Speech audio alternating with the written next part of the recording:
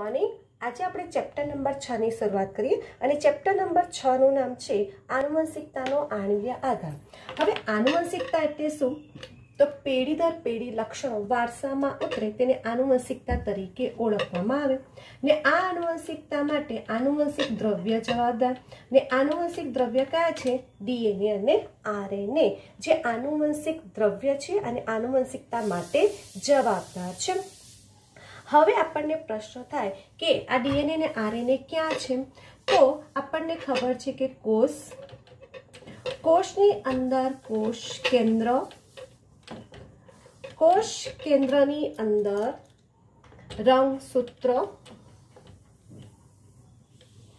રંગસૂત્રની ઉપર જનીનો, આ જનીનો ડીએનએ ના બનેલા અને ડીએનએ છે તે આનુવંશિક દ્રવ્ય માટે જવાબદાર છે। એટલે કે તમે કોષની અંદર કોષ કેન્દ્રમાં રંગસૂત્ર પર જનીનો અને જનીનો ડીએનએ ના બનેલા। તો આ જે માહિતી છે એટલે તમે જો કે એક કોષ અને એક કોષની અંદર કોષ કેન્દ્ર છે અને એ કોષ કેન્દ્રની અંદર રંગસૂત્ર અને એ રંગસૂત્રની ઉપર જનીનો। તો આ બધી જે માહિતી છે તો સૌપ્રથમ ફ્રેડરિક મિસર છે।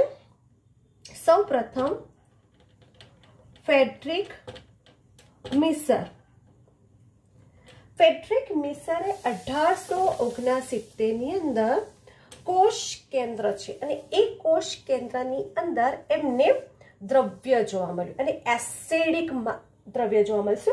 જે એસિડિક પદાર્થ છે એ એસિડિક પદાર્થને એમને ડીએનએ તરીકે ઓળખ્યું અને એ ડીએનએ છે પાછળથી એમને ન્યુક્લિયન તરીકે ઓળખવામાં આવ્યું। તો ફ્રેડરિક મિસરે કોષ કેન્દ્રની અંદર જે એસિડિક દ્રવ્ય હતું એમને ડીએનએ કીધું અને એને પાછળથી ન્યુક્લિયન કીધું। હવે આ જે ડીએનએ હતી ને એ ડીએનએની રચના બહુ જ કોમ્પ્લિકેટેડ હતી, બહુ લાંબી પોલિમરની રચના હતી, એટલે કે એની સાચી માહિતી મળી શકી નહીં અને કોઈએ પ્રયત્ન પણ ના કર્યો। ત્યાર પછી મોરિસ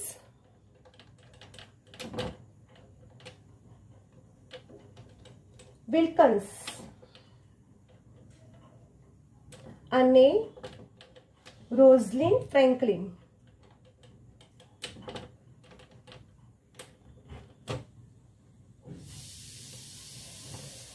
મોરિસ વિલ્કન્સન અને રોઝલિન ફ્રેન્કલિન એમને એક્સરે વિવર્તનની માહિતી આપી અને આ એક્સરે વિવર્તનને આધારે વોટસન અને ક્રિક નામના વૈજ્ઞાનિકે 1953 ની અંદર ડીએનએ નું અણુ મોડલ રજૂ કર્યું। એટલે કે કોઈ માહિતી નહોતી તો આ બે મોરિસ વિલ્કન્સન અને રોઝલિન ફ્રેન્કલિન એમને એક્સરે વિવર્તન વિશે માહિતી આપી અને એ એક્સરે વિવર્તનની માહિતીનો ઉપયોગ કરી વોટસન અને ક્રિક નામના વૈજ્ઞાનિકે ડીએનએનું અણુ મોડલ રજૂ કર્યું અને એ ડીએનએના અણુ મોડલની અંદર એમણે જે રજૂઆત કરી, જે માહિતી આપી એ ખરેખર જીનેટિક્સમાં ખૂબ જ મહત્વની સાબિત થઈ અને એ માટે એમને નોબેલ પારિતોષિક એનાયત કરવામાં આવ્યું હતું। આ જે વોટસન અને ક્રિક નામના વૈજ્ઞાનિકે પોતે જે અણુ મોડલ બનાવ્યું એ અણુ મોડલની અંદર એમને પોતે જે રજૂઆત કરી, જે રચના બનાવી, તો આપણે જોઈએ કે શું છે તો એની અંદર એમને 2 પોલી ન્યુક્લિયોટાઇડ એટલે કે જે ડીએનએનું અણુ મોડલ હતું તેમાં 2 પોલીન્યુક્લિયોટાઇડની રચના બનાવી અને 2 પોલીન્યુક્લિયોટાઇડ કુંતલની આકાર આવી રીતે ગોઠવાઈ જાય છે। આ 2 પોલીન્યુક્લિયોટાઇડ છે એ પોલીન્યુક્લિયોટાઇડ કેવી રીતે બને તો તમને ખબર છે પોલી કેવી રીતે બને તો ન્યુક્લિયોટાઇડ ભેગા થાય અને શું બને છે?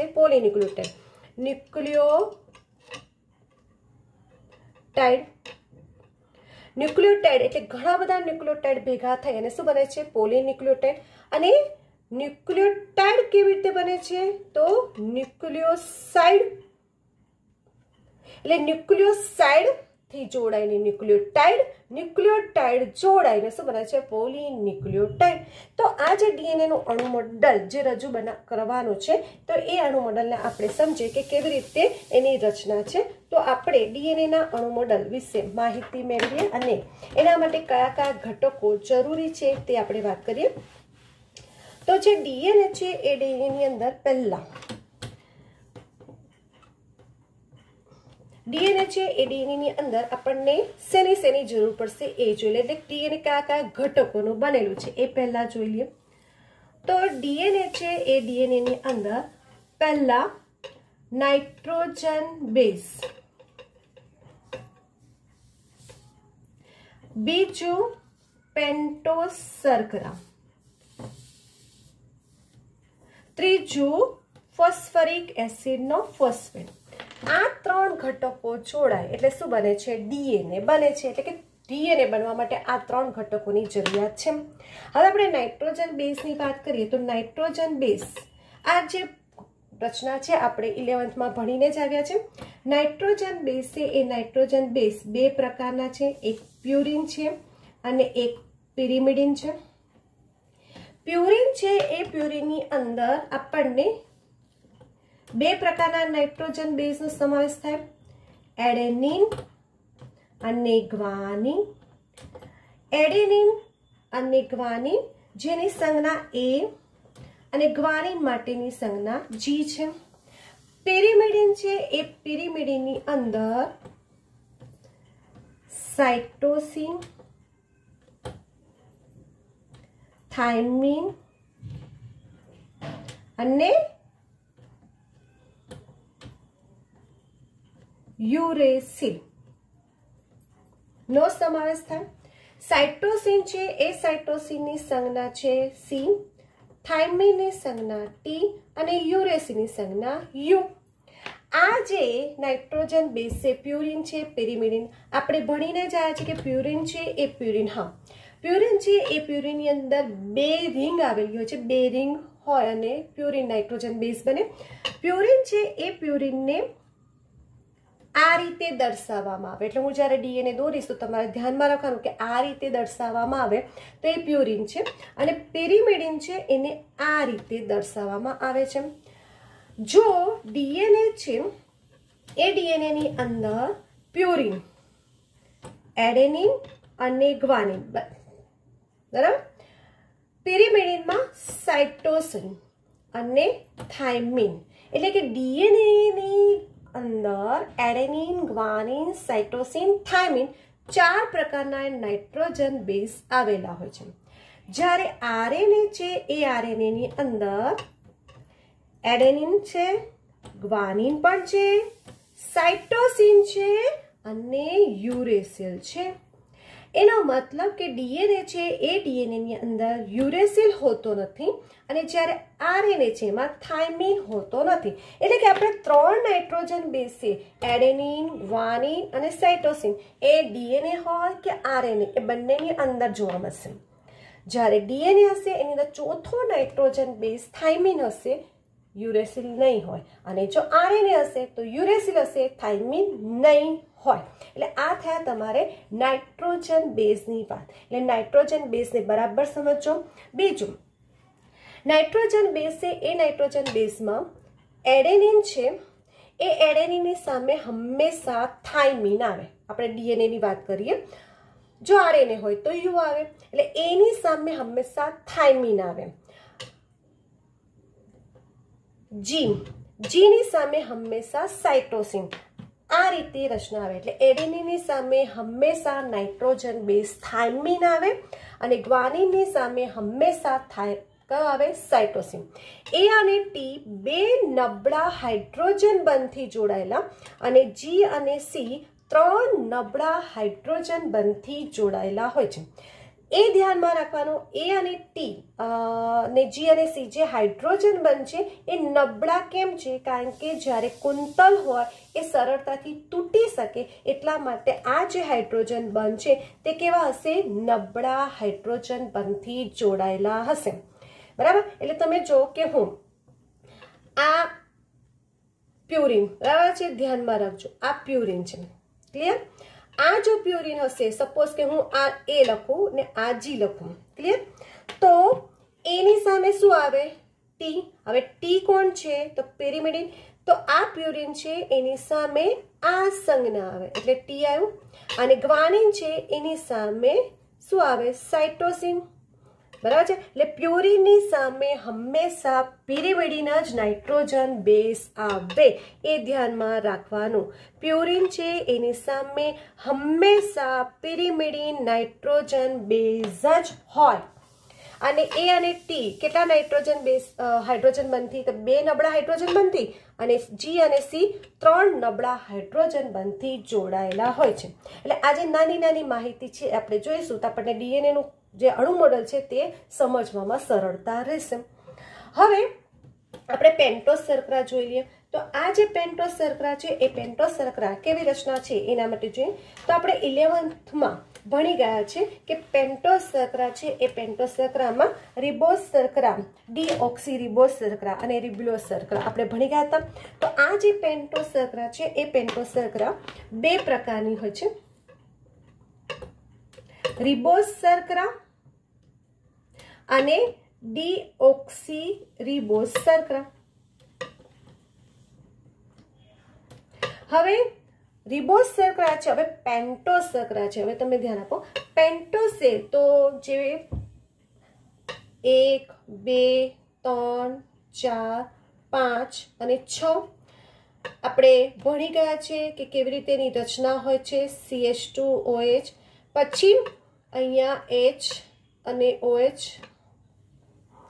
અહીંયા આપણને OH H, ફરી H H, તો આપણે આ રીતે ભણી ગયા છે। તો અહીંયા આ જે છે એને આ રીતે નથી દર્શાવવાનું, આપણે શું કરવાનું છે કે જે પેન્ટોસ શર્કરા છે એ પેન્ટોસ શર્કરાને આ રીતે દર્શાવીશું। એટલે આ રીતે પેન્ટોસ શર્કરા આપણે એને દર્શાવી દેવાની। જો આ રીતે પેન્ટોસ શર્કરા દર્શાવીએ અને જો એની અંદર આર લખીએ તો રિબોઝ શર્કરા થઈ, અને જો એની અંદર ડી લખીશું તો આપણે શું થશે ડીઓક્સી રિબોઝ શર્કરા। સમજ પડી ગઈ? ડીઓક્સી રિબોઝ શર્કરા ડીએનએ માં હશે અને રિબોઝ શર્કરા આરએનએ માં હશે। એટલે જ્યારે હું ડીએનએ સમજાવું ત્યારે આપણને અહીંયા આ પેન્ટોસ શર્કરા દોરવાની અને અંદર ડી લખી દેવાનું, અને જ્યારે આરએનએ સમજાવીએ ત્યારે અહીંયા શું કરવાની પેન્ટોસ શર્કરા દોરવાની અને શું લખવાનું આરએનએ, પછી ફોસ્ફરિક એસિડનો ફોસ્ફેટ। એટલે કે આ 3 ઘટકો આપણે થઈ ગયા। હવે કેવી રીતે 3 ઘટક જોડાઈને ડીએનએ બને છે એ પહેલા જોઈએ। તો આપણે સૌથી પહેલા શું આવે તો ન્યુક્લિયોસાઇડ। હવે જો ડીએનએ છે ને એ ડીએનએ કેવી રીતે બને આપણે જોઈએ। તો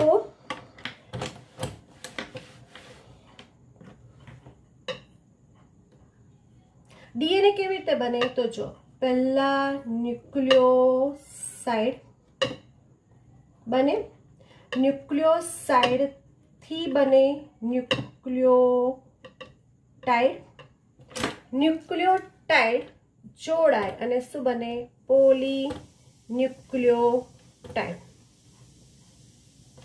ઓકે, એટલે પહેલા આપણે શું બનાવીશું ન્યુક્લિયોસાઇડ, ક્લિયર।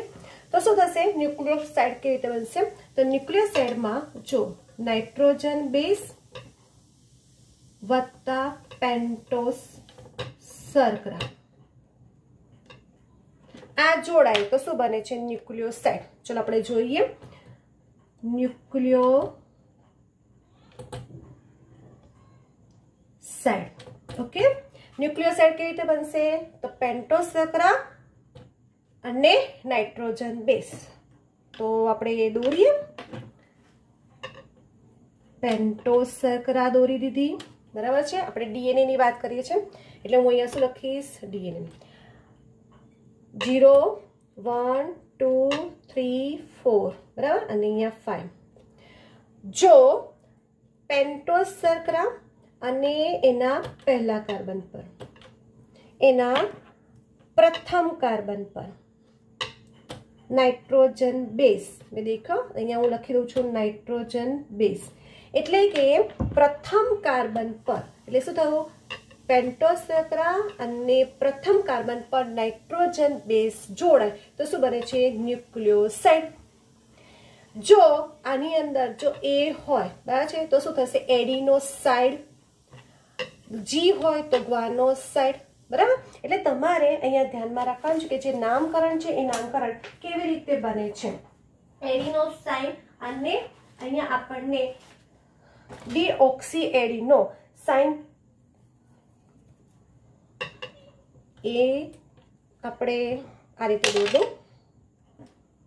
જો આ પેન્ટોસેક્રા હું ડી દોરું, પ્રથમ કાર્બન પર જો હું A લખું, બરાબર, એ લખું પ્રથમ કાર્બન, ધ્યાન રાખજો. તો શું થયું? આ એડેનિન થયો એટલે આપણે એનું નામ શું બની ગયું? એડિનો શું થશે? સાઇડ.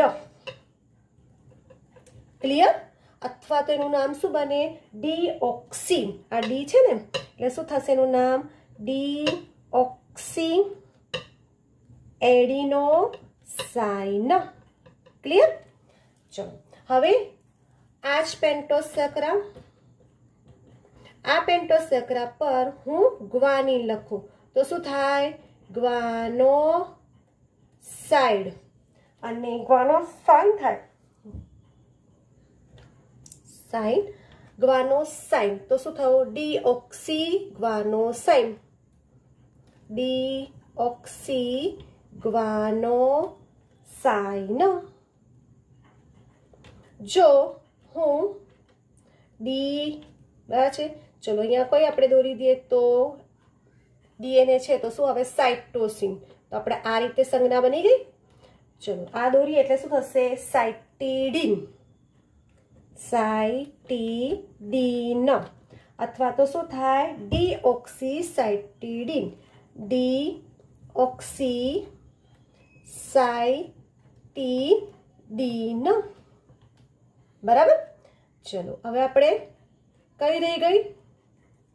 તો થાઇમીન આવે તો શું આવે? જો આર હોય તો યુરિડીન અને ડીઓક્સી થાઇમિડીન. ડીઓક્સી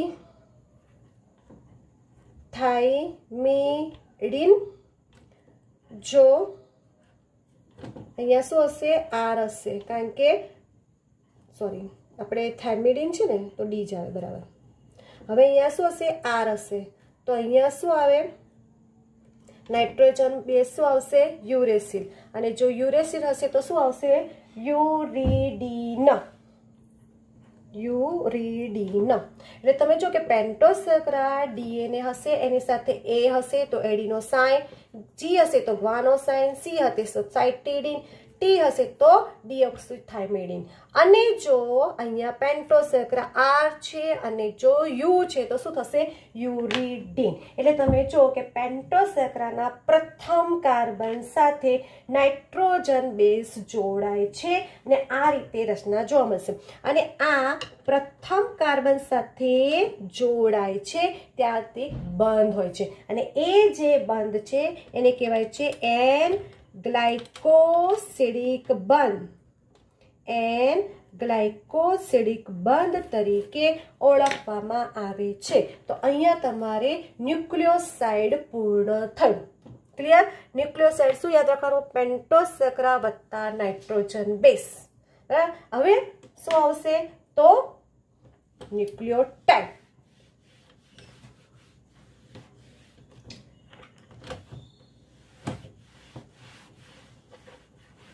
હવે ન્યુક્લિયોટાઇડ છે એ ન્યુક્લિયોટાઇડમાં કેવી રીતે રચના બનશે? તો પેન્ટોસેક્રા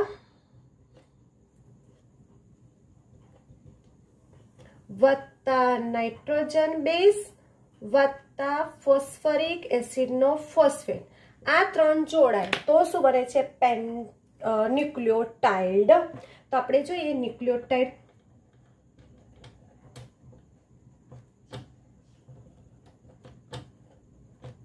આ ન્યુક્લિયોટાઇડની અંદર આપણે જોવાનું છે શું કીધું? પેન્ટોસેક્રા. તો હું આ પેન્ટોસેક્રા ડ્રો કરું. ઓકે. હવે ડી દોરું. હવે એ પેન્ટોસ શર્કરા છે એ પેન્ટોસ શર્કરા પર નાઇટ્રોજન બેઝ કયા કાર્બન પર છે? પ્રથમ કાર્બન પર. બરાબર. હવે આટલું છે એનું નામ શું થયું? ન્યુક્લિયોસાઇડ થયું. હમણાં સમજાયું. અને એની સાથે કોણ જોડાય છે? તો જો આ 0 1 2 3 4 ને આ કયો કાર્બન થયો? 5મા નંબરનો. ને એ 5મા નંબરના કાર્બન પર ફોસ્ફરિક એસિડનો ફોસ્ફેટ જોડાય છે. ત્યારે આપણને શું બને છે?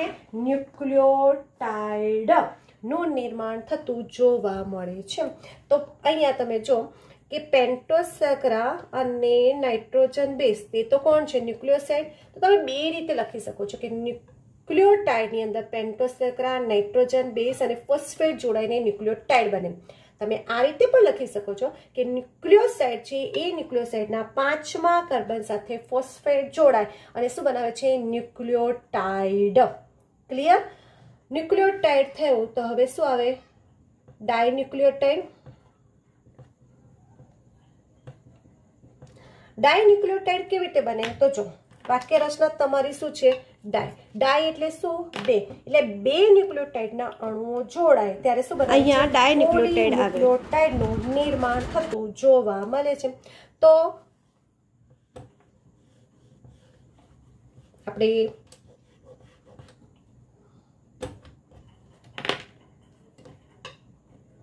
ડાયન્યુક્લિયોટાઇડ દોરીએ તો કેવી રીતે દોરવાનું છે? તો જો પહેલા શું દોરીએ? પેન્ટોસ શર્કરા. હું બીજી પણ પેન્ટોસ શર્કરા દોરું. પછી પ્રથમ કાર્બન પર કોણ જોડાય? Nitrogen base. હવે આ નાઇટ્રોજન બેઝ ગમે તે હોય, બરાબર છે. એ પછી પ્યુરિન હોય કે પિરિમિડિન. અહીંયા નાઇટ્રોજન બેઝ. અહીંયા શું લખીએ આપણે? ડી. અહીંયા ડી. સેમ એવી રીતે જો નાઇટ્રોજન બેઝ આર, નાઇટ્રોજન બેઝ આર એટલે પેન્ટોસ શર્કરા, સોરી પેન્ટોસ શર્કરા, ડીઓક્સી રિબોસ શર્કરા, ડીઓક્સી રિબોસ શર્કરા, આ રિબોસ શર્કરા, આ રિબોસ શર્કરા. પ્રથમ કાર્બન પર કોણ છે? Nitrogen base. અહીંયા પણ પ્રથમ કાર્બન પર કોણ છે? Nitrogen base. 5મા કાર્બન છે એ 5મા કાર્બન પર કોણ છે? ફોસ્ફરિક એસિડનો ફોસ્ફેટ. અહીંયા પણ ફોસ્ફરિક એસિડનો ફોસ્ફેટ. બરાબર. એટલે આ જે છે તમારે ન્યુક્લિયોટાઇડ થયા. આ પણ ન્યુક્લિયોટાઇડ, આ પણ ન્યુક્લિયોટાઇડ. અહીંયા શબ્દ શું છે? ડાયન્યુક્લિયોટાઇડ. તો ડાયન્યુક્લિયોટાઇડ કેવી રીતે બનશે? તો જુઓ 0 1 2 3 4 and 5. 0 1 2 3 4 and 5. અહીંયા પણ આપણે 0 1 2 3 4 and 5. તો અહીંયા કેવી રીતે રચના હશે?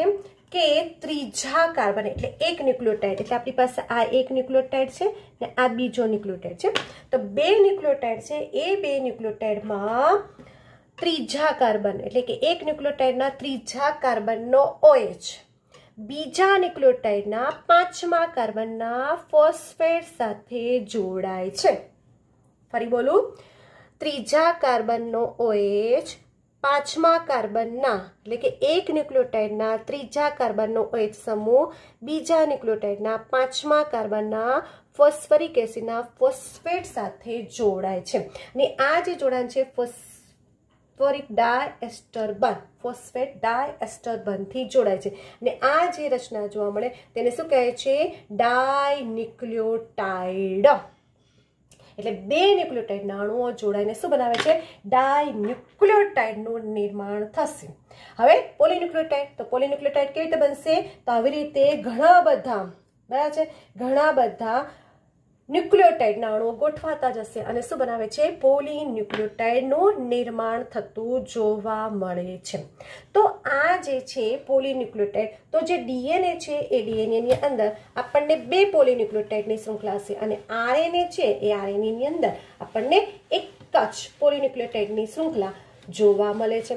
તો એને આધારે આપણે ડીએનએનું અણુ મોડલ આપણે સમજવાનું રહેશે. ડીએનએ અને આરએનએનું કેવી રચના છે એ આપણે જોવાની છે.